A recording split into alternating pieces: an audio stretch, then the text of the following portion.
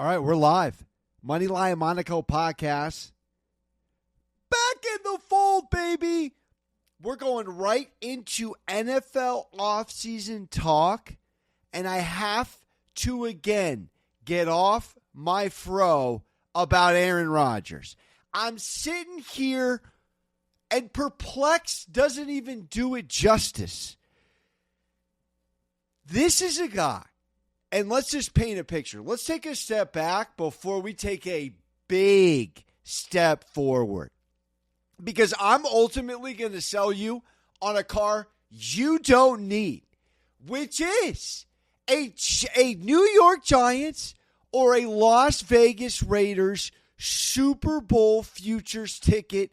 And hear me out, I will work backwards with you on it right here, right now, on the Moneyline Monaco podcast. Don't forget to subscribe, rate, review, wherever you get your podcast. I'm telling you, I've been doing this. I'll give you an example as recent as of 3 seasons ago. Could be 4. Quick math. So, Aaron Rodgers sits here. And let's just go last few weeks, and then we'll put it all together. This is a guy that was almost swapped. I'll use castled on the chess table with Sean McVay, who said, you know what, Matt Stafford, go test the market.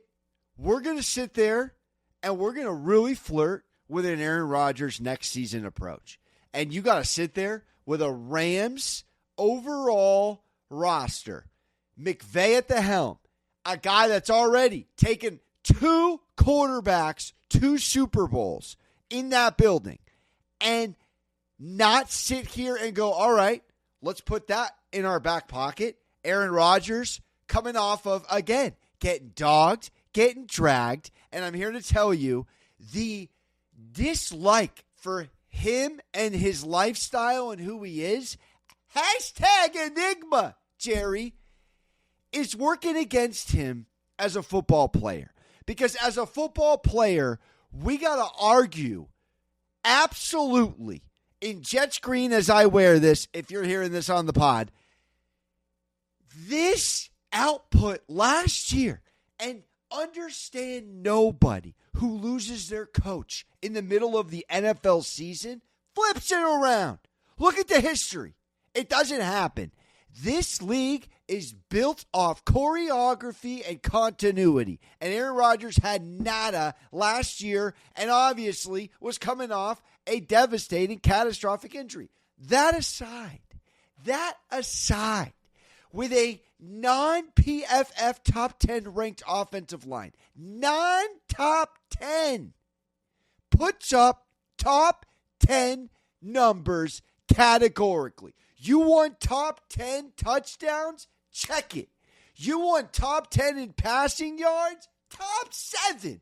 Oh, by the way, Jets fans, I'm from a championshipless town, all right? I'm allowed to self-deprecate and schwitz on this topic, quite frankly. San Diego born. Lose my team up the Spanos Disneyland freeway, but this is not about me. I'm living in New York, hosting the Better Half Hour on MSG Networks, going on 4 seasons.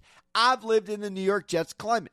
I even adopted them, quite frankly, because it was very hard to adopt the Giants, which I would have to make amends with decade plus since the Eli situation back in the early 00s.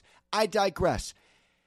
This is a guy, comes in, gives you top 5 historic quarterback numbers as a Jets organization, loses his coach because Woody presses the Dr. Evil button overseas, apparently embarrassed in front of his peers, makes an impulsive, irrational decision, cooks the team in that spot because Salah and Rodgers, I still believe, could have at least willed them to a winning season last year. Neither here nor there, it doesn't happen. He gives you 28 touchdowns. Top 5 in the history of the Jets. Top 10 in the NFL. He gives you the 4th lowest interceptions, as we know he's done decorated amongst all quarterbacks with at least his bracket of 28 touchdowns last year, and he was top 10. If you need more, does he still have it deep in 20-plus yard passing catches, tied for 8th with 51? Cherry on top, 192 first downs for the Jets. Let's now paint a picture as we wrap it all up here, because again, I'm selling you on a Vegas off-season futures lot. You come to Vegas, you don't need a car. Oh, baby, you need this after this laid down, because it is emotional from my perspective, but it is absolutely a great angle. So here we are. Aaron Rodgers floating about, almost a Ram. Now he's not. Who needs a quarterback? Diana Rossini posted, Giants flirting with it. I've posted at Moneyline Monaco on a few socials, TikTok, Insta. Follow me. I see the Giants amidst, ironically, a top 5 draft pick coming up here next month, are actively, and they were with Stafford, looking at Aaron Rodgers. And so here's what's fascinating, aside from the Larry David Costanza conundrum, that this guy is hysterically in the same household, in the same stadium next year, different conference, different in a massive way, though, which we will talk here short term. Stability of an organization. You could sit here and say the Giants haven't played winning football. Put the Giants in ahead of 2/3 of 4/5 of this league when it comes to Super Bowl rings compared to others. Period. Point blank. They give you stability. Aaron Rodgers in Green Bay got stability amidst no owner. The Maras, to their credit, Joe, Brian, Mr. Dable, these guys are stable lads. I feel, yes, long way to go with the offensive line, but stable franchise for Aaron Rodgers coming into, unlike, not knocking him, just not really, over the last 2 decades, a stable club in the Jets. They make a lot of decisions that just don't make a lot of sense. But back to the Rodgers scenario here, what we have on the market, and I'm going to loop in the Raiders here as well, is we have 2 teams that are plus 20,000. Plus 20,000 to win the Super Bowl next year in the New York Giants and the Las Vegas Raiders. And I've inked both tickets already. And I'm not telling you put $100 on it. That's a good amount of money. But if you just even sit there and sprinkle on half that, 25, I mean, I personally got to go 100. But if those listening, the Aaron Rodgers signing, I'm getting pushback. He doesn't move those numbers.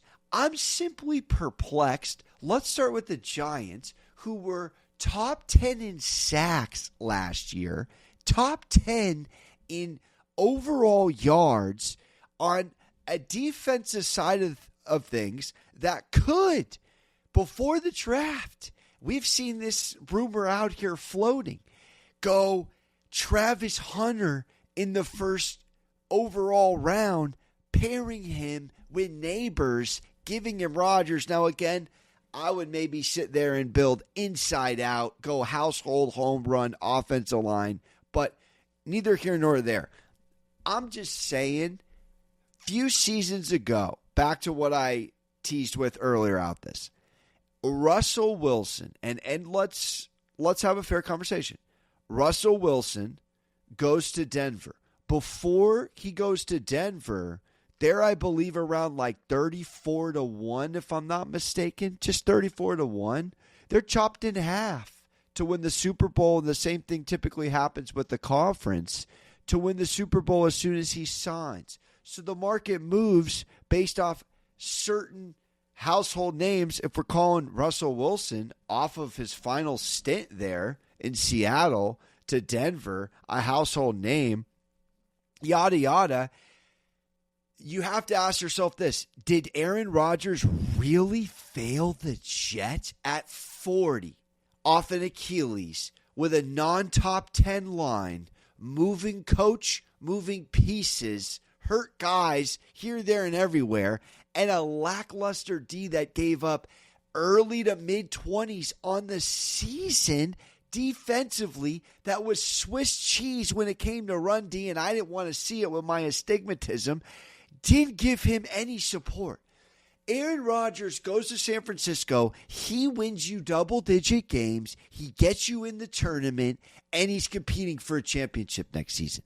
That's all I'm sitting here to say. And I feel like I'm getting delusional pushback by simple, I think, Jets, how do you call it? Circumstantial isms. I mean, Larry David used it in a Curb episode of how this team can cook you, Jerry, cook you emotionally. Nobody wins as New York Jets quarterbacks. No one has climbed the mountain.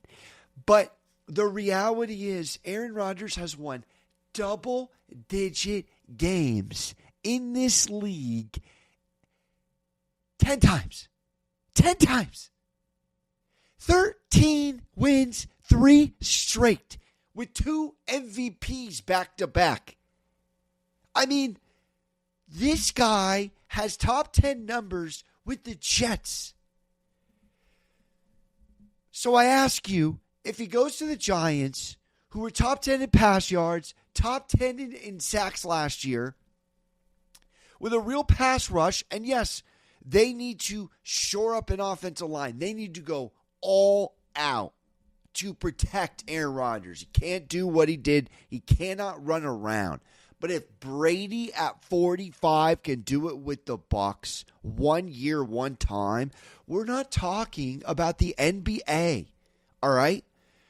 This entire Giants organization is built off a quarterback that lives in the pocket. If Rodgers runs around as a Giant, let it be a luxury. Now, let me pivot real quick, talk Raiders. The Raiders are an interesting case because they, too, who just signed Max Crosby long-term, little nice extension, are in an interesting top 10 spot. They have a household Brock Bowers name on offense, and they have a Brock Bowers house. Max Crosby, big-time name defensively, and they go out cap room-wise pending, Landa and Pear and Myles Garrett. You're talking about unequivocally a top 10 defense. Aaron Rodgers has to have a top 10 defense for this to work. Let it be known. But to wrap this all up and get out of here, the market, I would be hard-pressed, would move in favor of Aaron Rodgers hoisting a Lombardi trophy if he signs with the Giants or the Raiders. I'm a bigger fan of the Giants. I think it's actually an excellent fit. It sells tickets in the number one media market in a top situational spot where they are looking to win now off the Saquon in the NFC East little cafeteria table they got to go back to where Philly's got hardware. How you feeling? This is a urgent scenario with the Giants. I am not sure if they already were flirting with Stafford that they're going to really sit there and go with Shedeur or Cam Ward. I'm a fan of both personally. I'm here to sell you on a car you don't need. I'm taking I'm taking Raiders at plus 20,000 to win the Super Bowl next year. Because I am still, call me crazy, of the belief that Aaron Rodgers, I'm not telling you he's going to win 14, 15 games. He's not a Lions team next year. Expectations, wherever he lands here situationally, which is, again, less than half a dozen teams. I'm not being delusional about it. He cannot go to the Arizona Cardinals and win a Super Bowl. Why the Giants? I think the Giants could pull a rabbit out of the hat with the offensive line, and the defense is is not there. I see something with Dexter and the other Tibbs that's special. They were doing something with sacks with Daniel Jones. I wish I had the stat on me. That was in succession. That was franchise type numbers. But to wrap it all up, nip it all in the bud. Aaron Rodgers, I still think has the arm. I still think if Tom Brady at 45 can sit in the pocket and win a Bucs Super Bowl 1 year or one time, I'm not sitting here and saying Aaron Rodgers is someone you want to mortgage your future on, but why not give him a shot?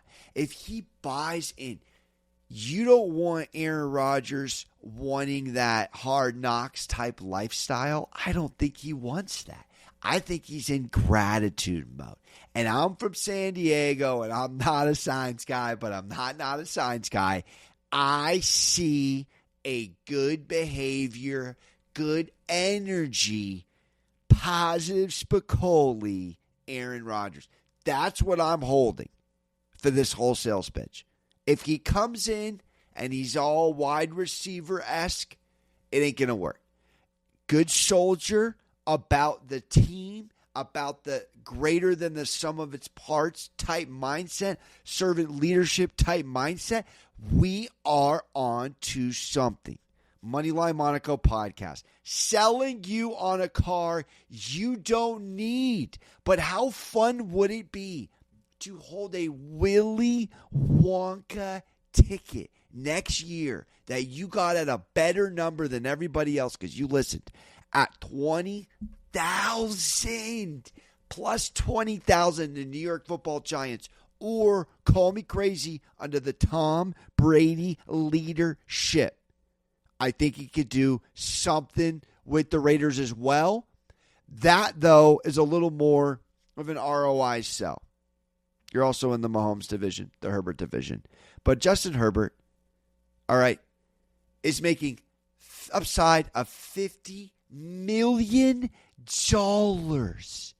And he's never won a playoff game. And I can't sit here and sell you in the middle of March a car you don't need, a 40-year-old vintage, beautifully run, guaranteed gets you from A to B. Look, that Achilles is intact. This man took a beating. Triple down on a line. He can get you into the tournament, and anything can happen in the month, ironically, of the tournament. Appreciate you. Don't forget to subscribe, rate, review. Goes a long way. And, of course, on TikTok, much love. We will see you next time. And we'll be doing these more little NBA talk about the pups of the regular season. Got a long way to go in the grown man playoffs. Coming up soon.